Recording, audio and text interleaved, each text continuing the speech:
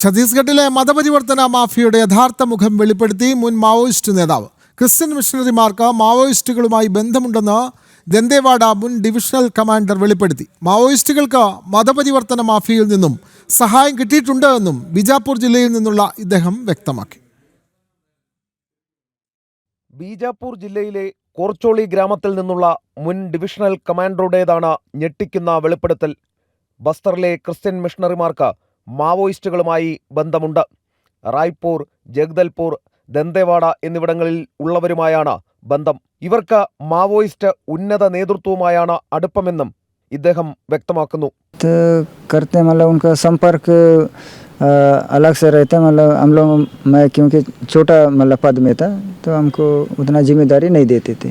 पूरा बड़े लेवल के लोग ही पूरा हर चीज़ के लिए बाहर से ज़रूर संपर्क रहते हैं, तभी हर एक चीज़ उनको सुविधा हो जाता है। पूरा लैपटॉप, कंप्यूटर सब कुछ मिलता है। बाहर का से जितना भी है शहर से जाता है, शहर का आदमी ज़रूर रहता है। मान के चलो दंतेवाड़ा, किरंदुल, बैलाडीला, इधर जगदलपुर, रायपुर से पूरा आदमी उनके हाथ में रहते हैं, पर पता नहीं चलता कि कौन संपर्क में कहाँ मिलते हैं, क्या है वो पता नहीं रहता। छोटे छोटे से जो डीसी को भी पता रहता है, डीसी रैंक के मतलब डिविजनल कमेटी सदस्य उनको रहता है, लेकिन सबसे काम उन्हीं को एजेंसी से सीसी जानते हैं. ഛത്തീസ്ഗഡിലെ ക്രിസ്ത്യൻ മിഷണറിമാരിൽ നിന്നും മാവോയിസ്റ്റുകൾക്ക് സഹായം കിട്ടുന്നുണ്ട്. ലാപ്ടോപ്പ് ഉൾപ്പെടെയുള്ള ഇലക്ട്രോണിക് ഗാഡ്ജറ്റുകൾ നൽകാറുണ്ട്. താഴെത്തട്ടിലുള്ളവർക്ക് ഇവരെ അറിയണമെന്നില്ലെന്നും മുൻ മാവോയിസ്റ്റ് കേഡർ വെളിപ്പെടുത്തുന്നു.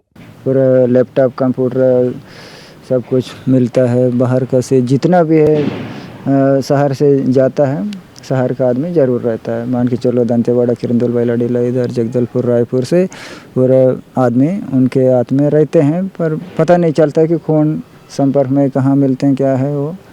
നക്സൽ ബാധിത മേഖലകളിൽ സംസ്ഥാന സർക്കാരുകൾക്ക് കടന്നു ചെല്ലാൻ കഴിയാത്തിടത്ത് പോലും ക്രിസ്ത്യൻ മിഷണറിമാർ മതപരിവർത്തനം നടത്തുന്നത് മുൻപും ചർച്ചയായിട്ടുണ്ട്. മാവോയിസ്റ്റുകളുടെ പിന്തുണ ഇവർക്കുണ്ട് എന്നതായിരുന്നു പ്രചാരണം. ഇതാദ്യമായാണ് ഇക്കാര്യം സ്ഥിരീകരിച്ച് ഉന്നത സ്ഥാനത്തിരുന്ന ഒരു മാവോയിസ്റ്റ് കേഡർ തന്നെ രംഗത്തു വരുന്നത്. ക്യാമറാമാൻ ഉണ്ണി കെ വാര്യർക്കൊപ്പം എസ് ശ്രീകാന്ത്, ജനം, ഛത്തീസ്ഗഡ്.